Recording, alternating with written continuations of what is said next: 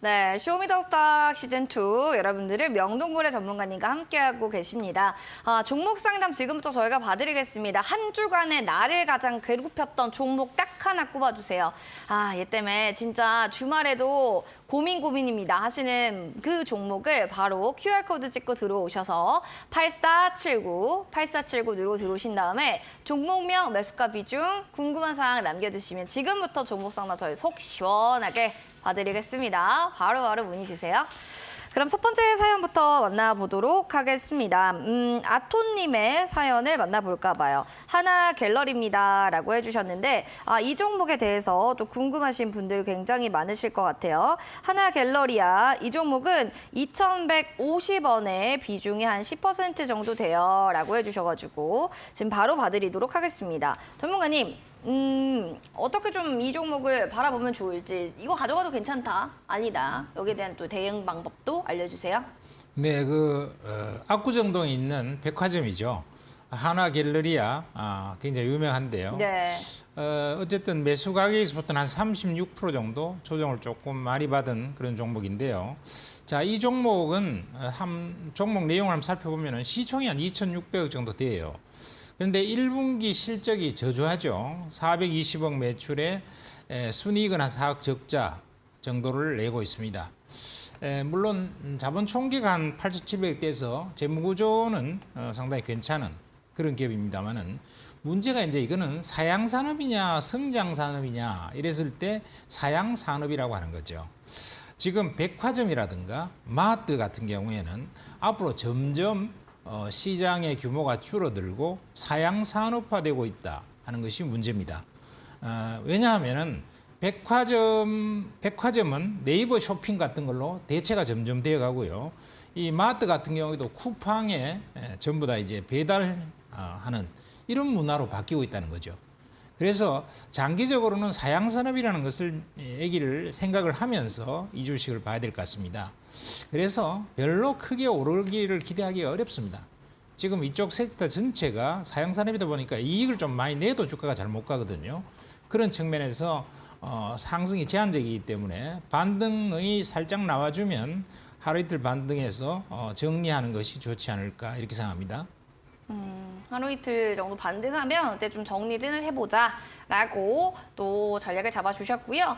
이어지는 두 번째 문자 사연도 만나보도록 하겠습니다. 나니님의 사연입니다. MDS 테크고요. 2,700원, 비중은 50%입니다. 약간 좀 손실폭에 있는 종목인데 비중은 좀 많이 들어가신 것 같아요. 계속 더 모아가려고 하시는 건지 아니면 어쩌다 보니 물타기를 하다 보니 여기까지 왔던 건지 어떻게 보시나요?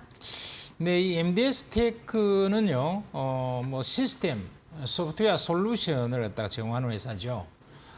그런데 이쪽 시스템 소프트웨어 솔루션은 독보적인 경쟁력이나 이런 인기적인 그런 품목을 갖고 있지 않으면은 수익 내기가 참 쉽지 않는 그러한 기업이에요. 그래서 시총이 한 1,600억인데 작년에도 보면 한 71억 적자가 났거든요. 물론 올해 1분기에는 한 40억 정도 흑자를 좀 냈어요. 그래서 흑자로 좀 전환돼서 조금 앞으로 업황이 조금은 나아진다 이렇게는 생각이 되지만 기본적으로 이 시스템 소프트웨어 솔루션 업체 자체가 경쟁이 아주 치열한 레드오션입니다. 그러다 보니까 큰 이익을 기대하기가 쉽지 않다. 그래서 손실은 뭐 한 30%까지 나 있습니다만은 지금 팔기보다는 반등은 좀 줄 것 같아요. 반등은 좀 줄 것 같기 때문에 2,300원 정도, 여기 저항이 강하죠. 이 정도 선에서 정리하고 나오시면 어떨까 이런 생각이 듭니다. 2,300원 정도에서 좀 정리를 해보자 라고 또 이야기 전해주셨습니다. 그럼 이어지는 피자 먹다 자는 무진님의 사연도 보도록 할까요? 네이처셀 9,700원, 비중은 20%입니다 라고 해주셨는데 최근에 이 제품의 싸이가 홍보 모델이 됐어요. 헤어 네. 모델이. 굉장히 지금 이 9,700원 라인대가 꽤 고점인 것 같아요. 언제쯤 다시 그만큼 올라갈까? 꽤 오래 시간이 걸릴 것 같기는 한데요. 어떻게 보세요? 모멘텀 있을까요? 한마디로 말씀드려서 죄송합니다만은 크게 오르기가 상당히 어렵다. 반등 짧게 줄 수는 있겠지만요. 네. 시세가 좀 크게 와서 뭔가 좀 만족할 만한 그런 수익이 났으면 좋겠다 싶겠지만 그 수익 내기가 굉장히 어려울 겁니다. 시총이 한 4,940억 되거든요. 한 5천억 가까이 됩니다. 만일에 이제 지금 문의를 주신 분께서 주식을 갖다가 살 때는 이런 마음으로 한번 사보시기 바랍니다. 이 주식에 내가 주인이 된다. 그러니까 4,940억 시총 같으면 내가 지금 돈이 전 재산이 한 4,900억 정도 있다면은 이 회사를 인수할 것인가 안 할 것인가 이런 관점에 있어서 한번 주식을 사보시길 바랍니다. 그러면 이 회사는 뭐 하는 회사냐 이러면 줄기세포를 하는 회사거든요. 그 비중이 한 57% 되고요.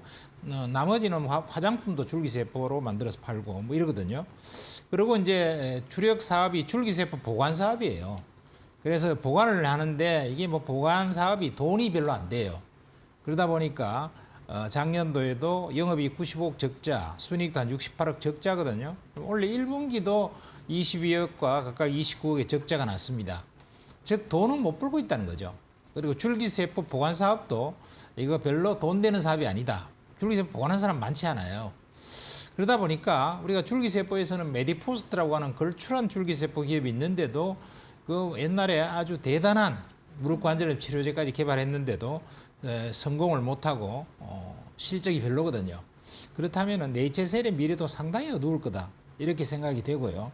뭐 반등이 하루 이틀 줄 수 있겠지만 그 정도 반등이 오면은 정리하시는 것이 맞다 이렇게 생각됩니다.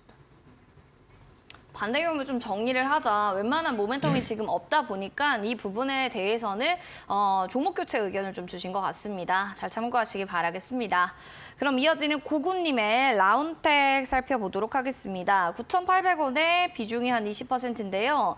추가 매수를 해도 될지 궁금해요. 라고 좀 해주셨어요.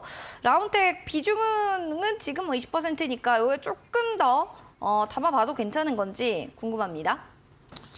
예, 라운텍은 지금 한 23% 정도, 약간의 손실 정도가 있는 구간인데요. 시총은 한 2,200억 정도.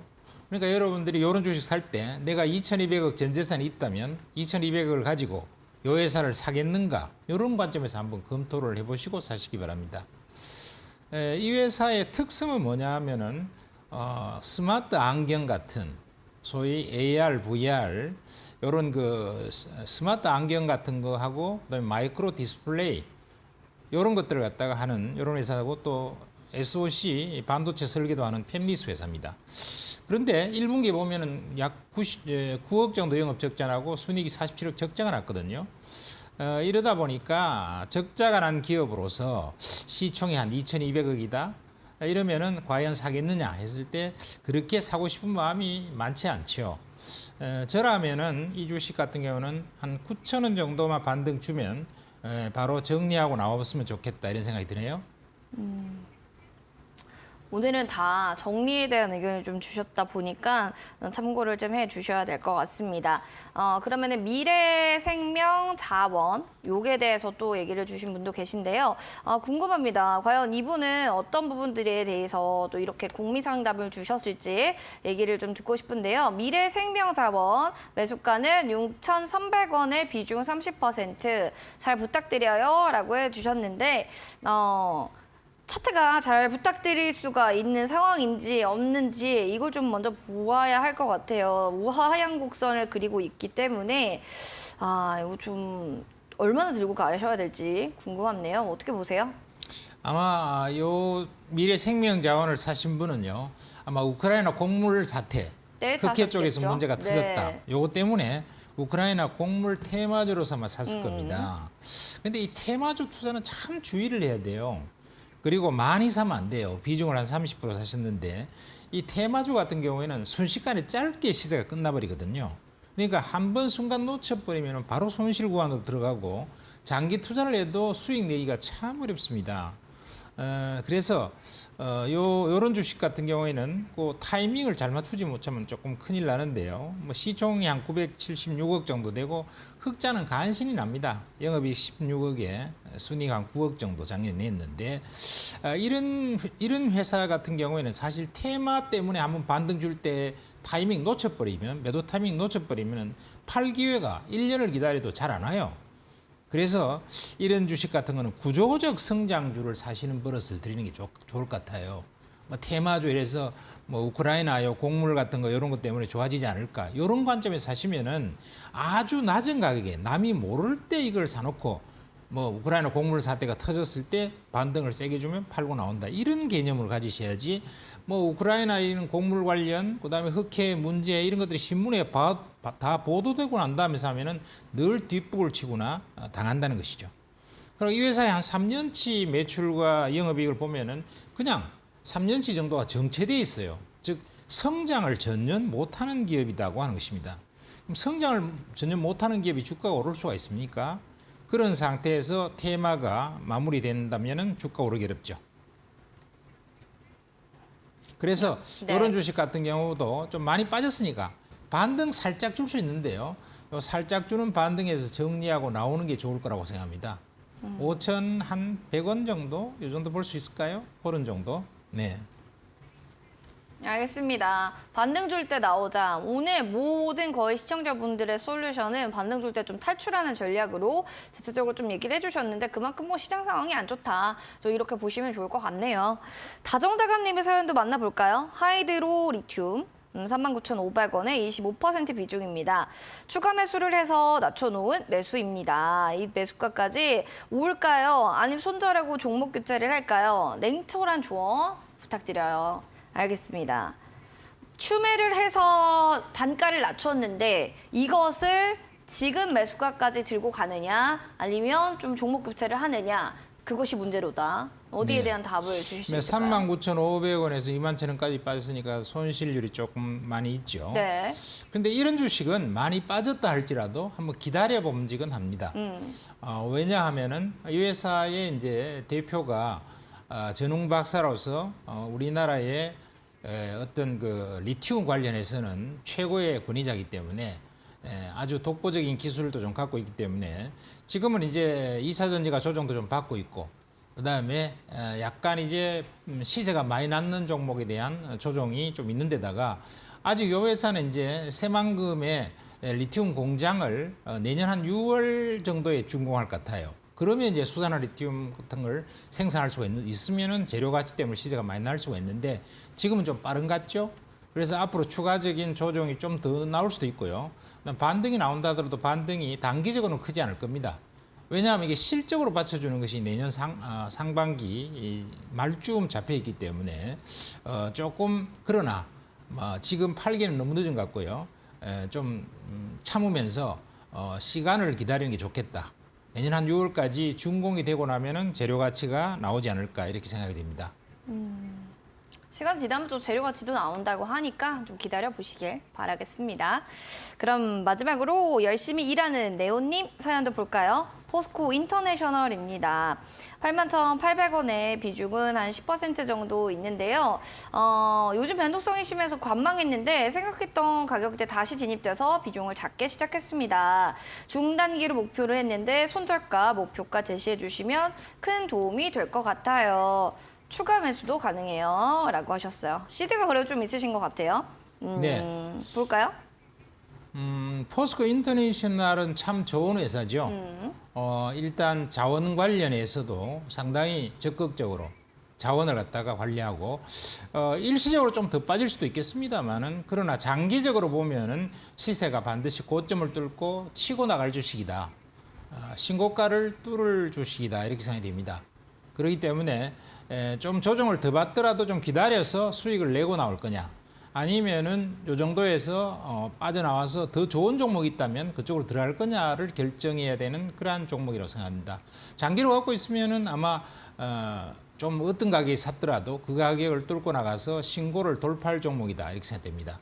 왜냐하면 포스코 그룹에서 자원 개발을 굉장히 적극적으로 하는 기업이고 실적도 좋거든요. 그래서 장기 투자 가치는 있다 이렇게 말씀드리겠습니다. 괜찮을 것 같아요. 장기적으로 보면은 나쁘지 않다. 긍정적인 또 이야기 해주신 만큼 한번 잘 홀딩해 보시기 바라겠습니다. 저희가 응원하도록 하겠습니다. 종목 상담 저희 이렇게 좀 봐드렸고요. 이제 전문가님의 수익률도 궁금하실 것 같습니다. 과연 어떤 종목이 얼마나 올라갔을지 화면으로 만나보겠습니다.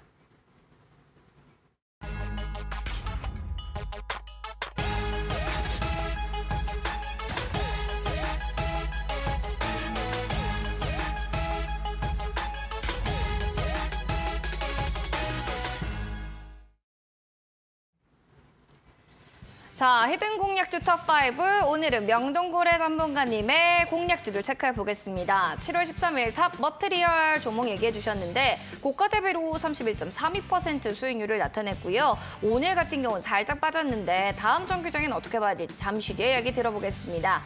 이어지는 원주는 7월 27일에 얘기해 주셨던 종목 중 하나입니다. 지금 잘 가고 있는 두 번째 종목이 되겠죠. 수익률 23.51% 나타내고 있습니다.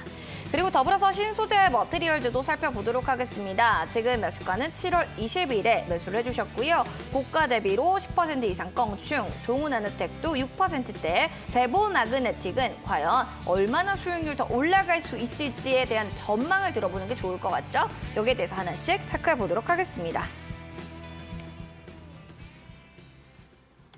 하나씩 조목에 대한 리뷰 시간 들어갈 텐데요. 보유하고 계신 분들 눈 크게 뜨시고 귀 쫑긋 세워보시기 바랍니다. 동훈 아나텍부터 가보도록 하겠습니다. 수익률은 6.72%, 8월 중순쯤 얘기해 주셨던 종목입니다. 지난주 추천주인데요. 점차적으로 올라가려고 합니다. 사실은 전고점이 54,300원인데 여기까지 가는데 하반기면 가능할 거다. 올해 하반기까지는 충분히 간다. 뭐 이렇게 보실까요? 네, 정고점까지 갈 수 있을지 않을지 네. 갈 가능성은 있다 이렇게 생각되는데요. 있다. 어디서 있나요? 네. 어느 부분에 서 있을까요? 이 회사 같은 경우에는 이제 타액으로 침으로 혈당을 측정하는 길을 갖다가 이제 만드는데 하반기에 식약청 허가가 나와요. 그러니까 이게 상당히 의미 있는 큰 재료이기 때문에 시세가 한번 크게 날 수 있는 주식이 아닌가 이렇게 생각이 되고요. 또 자가 혈당기 시장도 목표로 이렇게 하고 있는데 그게 한 7조 정도 되는 시장이 있습니다. 그러니까 상당히 시장성이 커서 앞으로의 성장주다 이렇게 말씀드릴 수가 있을 것 같고요. 그다음에 뭐 한 50억 정도 의료 시스템도 산자부에 선정을 해서 이쪽을 개발하고 있기 때문에 상당히 국가에서도 인정해줬다 이렇게 볼 수 있고 실적도 원래 1분기 실적은 상당히 좋게 나와요. 그러다 보니까 이제 주가가 조정을 충분히 받아서 바닥을 딱 다지고 있는 국면이기 때문에 조만간에 상당히 강세로 뚫고 나갈 종목이 아닐까. 이동평균선도 거의 다 모이고 있죠. 그러니까 상당히 에너지 결집도 되고 있는 중이다 이렇게 생각됩니다. 뭐 전주 정도부터 약간 이제 시장이 조금 안 좋다 보니까 이게 뚫고 나가지를 못하고 세우면서 약간 이제 뚫고 나갈 에너지를 축적하고 있는 단계다 이렇게 봐지죠. 에너지 웅축 단계이기 때문에 대시세 폭발은 충분히 나올 수 있을 것이다. 시장을 쫓고 나갈 만한 요인들, 모멘텀 다시 한번 체크해 보시면 좋겠습니다. 두 번째로는요, 탑 머티리얼 종목 보겠습니다. 7월 13일에 공략주를 얘기해 주셨고 31.32% 국가 기준 수익률을 달성했던 종목인데요. 상반기 매출은 635억 원. 전년도보다 매출 초과 달성을 했는데 아니 주가가 이미 손반영된 거예요. 오늘 좀 분위기가 그러네요. 어떻게 보세요? 네, 2차 전지 전반적 조정 때문에 이것도 좀 조정을 받고는 있는데 회사가 돌아가고 있는 상황을 보면은 팔 필요가 전혀 없어 보입니다. 왜냐하면 2차 전지 시스템 엔지니어링 회사인데요. 양극재 기술도 개발을 하고 있거든요. 그러니까 2차 전지 장비 플러스 양극재를 동시에 하고 있는 기업이기 때문에 성장성은 단단히 보유하고 있다 이렇게 생각이 되고요. 일단 6월 9일 날 700억 정도의 2차 전지 총 건설 계약, 공급 계약을 맺었습니다. 그리고 양극재 쪽은 특히 이 회사가 하이망간 기술을 개발을 했어요. 이 하이망간 기술은 상당히 돈 되는 그런 양극재 기술인데요. 뭐 이런 기술도 갖고 있기 때문에 이 정도면은 거의 이제 조정 마무리 시점이 아닌가 이렇게 생각이 되고 재무조도 좋고 실적도 좋습니다. 실적도 탄탄하게 작년도에 연간 이익 정도를 원래 상반기에 달성했거든요. 그러니까 회사가 성장하고 있는 것은 틀림없다. 이렇게 말씀드릴 수 있겠고 주식은 뭐 이런 저가에서는 팔 필요가 없겠죠. 에너지는 많이 농축하면서 바닥을 다지고 있는 중이다 이렇게 생각이 되네요. 바닥 다지고 있는 구간이다라고 좀 체크해 보시면 좋을 것 같습니다. 다음으로는 하나기술이라는 종목을 확인해 볼까 합니다. 이 종목 같은 경우에는요, 사실은 신주 15만 주 추가 상장이다라는 좀 기사들도 나왔던 종목인데요. 이렇게 되면은 기존 주주들의 지분이 좀 희석되고 매물에 대한 떠나야 되는 부담이 있기 때문에 기존의 주주들은 조금 악재다라고 생각할 수도 있는데 주가는 그래도 한 거의 6% 가까운 이상의 강세를 형태를 보여줬습니다. 뭐 하나기술의 이런 흐름들, 주가의 차트들 좀 어떻게 해석을 해봐야 될까요? 네, 하나기술은 수주가 굉장히 활발해요. 원래 신규 수주가 한 7,500억 정도 이 정도 목표를 하고 있는데요. 아주 이제 실적이 많이 올라오면서 수주도 잘 돌아가고 있는 것 같습니다. 우선 그 중국 쪽에서만 1,724억 계약을 얼마 전에 체결했었는데 거기 1년짜리 계약으로서 내년 봄이 되면 완전히 마무리됩니다. 그러니까 1,700억의 매출이 증가하는 것이죠. 근데 이 중국 쪽도 이게 시작이단 말이죠. 완전히 이 회사는 턴키 베이스로 여러 가지 형태의 2차 전지 장비들을 다 토탈로 제공할 수 있는 기술력이 아주 탄탄한 회사입니다. 그래서 LG 엔솔향이 상당히 발주가 많이 되고 있고요. 특히 앞으로는 이제 유럽향에 이 장기 발주 지연되고 있던 것들이 많이 이제 될 것 같아요. 특히 노르웨이의 프레이어사 같은 경우 여기서도 이제 지연이 좀 됐었는데 이쪽으로도 이제 조만간에 전극 공정 테스트를 완료해서 납품을 할 것 같습니다. 그러면 매출과 실적이 또 좋아지겠죠. 그래서 이 회사 같은 경우는 매출액이 작년도에 1,130억 수준이었는데 올해는 한 2,100억으로 거의 100% 정도 성장할 것 같아요. 영업이익도 작년에 112억에서 올해 한 200억, 그래서 거의 한 90%. 이래서 매출과 영업이익이 작년에 비하면 거의 90% 정도씩 성장하고 있다 하는 것이고 수주 잔고는 거의 7,500억 정도 이정 되니까 앞으로도 계속 매출이 증가하면서 실적이 좋아질 것은 거의 틀림이 없어 보인다 생각이 들고요. 그런 정도 측면에서 보면 이 정도 조정받고 있는 것은 아주 양호한 형태의 좋은 조정으로서 조만간에 상승으로 강하게 뚫고 나갈 타이밍을 노리고 있는 상황이 아닌가 이렇게 판단이 됩니다. 그래서 이렇게 구조적으로 성장하는 주식은 팔 필요가 별로 없어요. 그러겠네요. 실적이 좀 좋아질 게 틀림없다라는 거는 뭐 이제 숫자로 보여주면 되니까 주가에 대해서 너무 일희일비하지 말자라고 또 얘기해 주신 것 같습니다. 하나기술 과연 또 얼마나 실적들 앞으로 잘 나올지 여기에 대한 재무제표들도 체크해 보시기 바라겠습니다. 그럼 이어지는 엠플러스라는 종목도 보겠습니다. 13,950원 오늘 종가를 형성했던 종목인데요. 올해 영업이익을 내면 흑자 전환 돌아설 거다. 뭐 예상도 있고 올해 최대 실적이 전망된다. 저평가 매력도 뭐 충분히 있다. 증권사에서는 뭐 호평 일색이네요. 자, 마찬가지로 봐야 되나요? 앞에 있던 하나기술과 같은 좀 매력 있는 실적 줄까요? 유사한 개념이죠. 그렇죠. 네. 2차 전지 장비 쪽인데 이게 제가 2대1 방송에서 원래 이제 한 4, 5월 정도부터 계속 바닥권에 추천을 드렸던 그런 종목이었죠. 자, 이 종목을 보면은 지금 저점은 계속 높이면서 올라오고 있습니다. 이 회사 같은 경우는 파우치 쪽의 장비 그런 쪽을 많이 수주를 했는데 신규 수주가 한 4천억 정도가 기대가 돼요. 그래서 작년까지만 하더라도 실적이 너무 안 좋았어요. 그러다 보니까 주가가 작년도에 정말 못 올랐습니다. 빌빌거리면서 바닥만 다졌는데요. 올해 오니까 드디어 힘차게 오르기 시작합니다. 그래서 올해는 벌써 3,050억 정도, 이 정도 매출에 226억의 영업이익이 예상된다. 작년도는 적자였거든요. 이래 되면 굉장히 좋을 것이고 또 수주 잔고도 급격히 증가하고 있습니다. 그래서 이 회사의 매출 구조를 보면은 2020년에 870억, 2021년에 1,895억, 2022년에 2,950억으로 매출 성장이 상당히 빠르게 일어나고 있죠.